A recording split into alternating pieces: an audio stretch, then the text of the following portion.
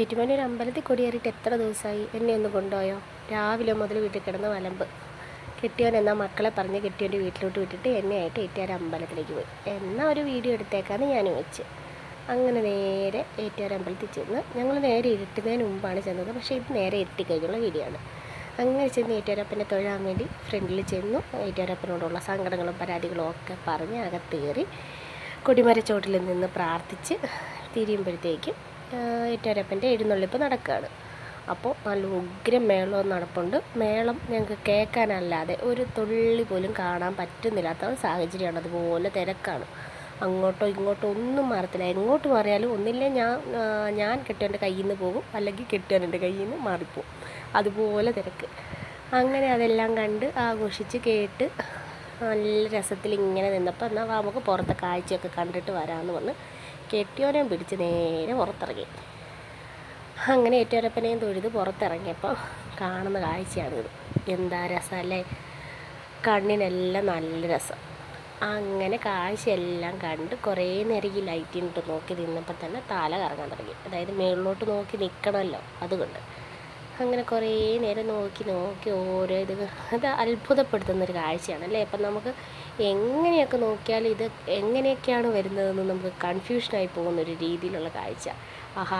ഇച്ചിരിയുടെ അടുത്ത് നിന്ന് കാണുന്നതിലും ഇച്ചിരിയുടെ അകലെ നിന്ന് കാണാനാണ് ഒന്നും കൂടെ ഭംഗിയെന്നാണ് എനിക്ക് ഈ ഒരു രീതിയിൽ നിന്ന് നോക്കിയപ്പോൾ കണ്ടത്. അപ്പോൾ അതിന് മേളിലൊരു സൈഡിലായിട്ട് രണ്ട് ചേട്ടന്മാർ ഇങ്ങനെ നിൽപ്പുണ്ട്. പക്ഷെ അതെന്താണെന്ന് കാര്യം നമുക്ക് മനസ്സിലായില്ല. കുറേ കഴിഞ്ഞിട്ടാണ് നമുക്ക് മനസ്സിലായത്. എന്തോ ടെക്നിക്കൽ ഇഷ്യൂ ആയിട്ട് പോകുന്നതാണ്. അത് കണ്ടോ, ആ ചേട്ടൻ ആദ്യം എന്ത് റിസ്ക് എടുത്തായിരിക്കും ആ സൈഡിൽ കൂടെ എന്തോ അതിൻ്റെ പ്രശ്നം ശരിയാക്കാൻ വേണ്ടിയാണ്, ആ ബൾബിൻ്റെ എന്തോ പ്രശ്നം ശരിയാക്കാനാണെന്നൊന്നും അങ്ങനെ പോകുന്നുണ്ട്. ഈ പോക്ക് കണ്ടിട്ട് നമുക്കും പേടി തോന്നി. എന്നാലും ആ ചേട്ടൻ്റെ പണി നടത്തട്ടെ എന്നോർത്ത് നമ്മൾ നമ്മുടെ വഴിക്ക് പോവുക. അങ്ങനെ ആ ചേട്ടൻ്റെ കുറേ വീഡിയോ ഒക്കെ എടുത്ത് ഈ ചേട്ടനെ ഒന്ന് വൈറലാക്കിയേക്കാന്ന് വെച്ച് എടുത്താൽ. പക്ഷേ ഇനി ഈ ചേട്ടന് വൈറലാകണ്ടല്ലോ എന്നോർത്ത് ഞാൻ പിന്നെ തിരിച്ച് നമ്മുടെ കാഴ്ചകളിലേക്ക് പോയി. അങ്ങനെ പതിയെ തിരിഞ്ഞ് നോക്കിയപ്പോൾ ആണ്ടടാ കിടക്കുന്ന ഒരുപാട് കടകൾ. എന്താ കടകളല്ലേ, എത്രയോ കടകൾ. ഇതിലേത് കയറും എന്നുള്ള കൺഫ്യൂഷനിൽ നിന്നപ്പോഴാണ് നേരെ പലഹാരക്കടയിലേക്ക് വിട്ടാലോ എന്ന് നോക്കിയത്. പലഹാരങ്ങൾ പല വർണ്ണത്തിൽ പല രീതിയിൽ. എങ്ങനെയായിരിക്കും ഇവരിതൊക്കെ തൂക്കിയിടുക എല്ലാം ആലോചിച്ച് ഇങ്ങനെ പലഹാരക്കടയിലേക്ക് കയറാൻ നോക്കിയപ്പോൾ അതേ തൊട്ടിപ്പുറത്ത് കുട്ടികളുടെ കുറേ ബൊമ്മയൊക്കെ ഇരിക്കുന്നത്. അപ്പോൾ അതിൽ കയറണോ ഇപ്പുറത്ത് പലഹാരക്കടയിൽ കയറണോ എന്നുള്ള കൺഫ്യൂഷൻ. അവസാനം ഞങ്ങൾ ആ തീരുമാനം എടുത്ത് പലഹാരക്കടയിലേക്ക് വെച്ച് പിടിച്ച്. അവിടെ ചെന്നപ്പോൾ ദാണ്ടടാ കിടക്കുന്നത് എല്ലാത്തിനും ഭയങ്കര വില. ഇതിലേതെടുക്കും എന്നുള്ള കൺഫ്യൂഷനിൽ നിന്നപ്പോഴാണ് ഇങ്ങനെ ഹൽവായും പലഹാരങ്ങളും അതും പല രീതിയിൽ പല കളറിൽ കാണുമ്പോൾ തന്നെ എല്ലാം മേടിച്ച് തിന്നാൻ തോന്നും. അപ്പം ഞങ്ങൾ ഒരു മാതിരി അവസാനം ഒരു തീരുമാനം എടുത്ത് എല്ലാം കൂടെ മിക്സായിട്ട് കിട്ടുന്ന ഒരു പലഹാരമുണ്ട്, ഇതാണ്. അപ്പം പലഹാരങ്ങളുണ്ട്, അത്രയും പലഹാരം ആ ഒരു കവറിൽ കിട്ടും. അത് മേടിക്കാമെന്ന് വിചാരിച്ച് അത് കഴിഞ്ഞ് തിരിയുമ്പോഴാണ് ഈ കാഴ്ച കാണുന്നത് കേട്ടോ. എന്തോ വല്ലാത്തൊരു ഫീല്, നല്ലൊരു രസമായിട്ട് തോന്നി. ആ കാഴ്ച കണ്ടെന്ന് പുറത്തേക്ക് ഇറങ്ങിയപ്പോൾ ഇതിൽ ഏത് ബലൂൺ മേടിക്കണം എന്നായിരുന്നു ചോദ്യം. പിന്നെയും പലഹാരക്കട, ഫാഷൻ കമ്മൽ, എനിക്കറിയാൻ പാടില്ല എന്തൊക്കെ അവിടെ ഉണ്ടെന്ന്. പല കാഴ്ചയെല്ലാം കണ്ടങ്ങ് ചെന്നപ്പോഴാണ് ഇതുവരെ ഞാൻ കാണാത്തൊരു കാഴ്ച ഏറ്റുമാനൂർ അമ്പലത്തിൽ ഞാൻ കാണുന്നത്. മലബാർ മേള എന്ന് പറയുന്നത് ആദ്യമായിട്ട് കാണുന്നത് കേട്ടോ. ഏറ്റുമാനൂർ അമ്പലത്തിൽ ഇങ്ങനെ ഒരു കാഴ്ച ഞാൻ കാണുന്നത്. ഇതിനു മുമ്പ് ഉണ്ടായിട്ടുണ്ടോ എന്ന് അറിയത്തില്ല. എന്നാൽ ആ മേളയിൽ ആ ഗ്രൗണ്ടിലോട്ട് കയറിയ മേളയിലൊന്ന് കയറാമെന്ന് വെച്ചു. മേളയിൽ കയറിയപ്പോഴത്തേക്കും മേളയിലെ കാഴ്ച കണ്ട് വീഡിയോയിൽ ഏതെടുക്കണം എന്നുള്ള കൺഫ്യൂഷനിലായിരുന്നു ഞാൻ.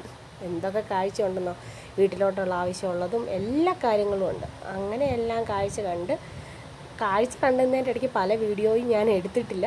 പല ഇതിൻ്റെ വീഡിയോ ഉണ്ട്, ഒരുപാട് സാധനം ഉണ്ടായിരുന്നു. അപ്പോൾ ഞങ്ങൾ അവസാനം കൊച്ചുങ്ങൾക്ക് ഈ കളറിൻ്റെ ഒരു പെൻ മേടിക്കാൻ, ബൗൾ പെൻ മേടിക്കാൻ തീരുമാനിച്ചു. അപ്പോൾ പിള്ളേരെ ആയിട്ട് തന്നെ വന്ന് അവരെ ആ കാഴ്ച കാണിച്ച് മേടിക്കാൻ ഓർത്തു. പിന്നെ വാട്ടർ കൊണ്ട് തൂക്കാവുന്നൊരു ബുക്കുണ്ടായിരുന്നു. അത് നമ്മൾ ആ പേന തൂത്ത് കഴിയുമ്പോൾ തന്നെ കളർ അടിച്ച് അത് മങ്ങിപ്പോവും. പിന്നെ ഏറ്റവും ഇൻട്രസ്റ്റിംഗ് ആയിട്ട് തോന്നിയത് പഴയകാല മിഠായികൾ കണ്ടപ്പോഴാട്ടോ. ദേ നോക്കിയേ, ഈ മിഠായിയൊക്കെ എത്ര പേര് തിന്നിട്ടുണ്ട്.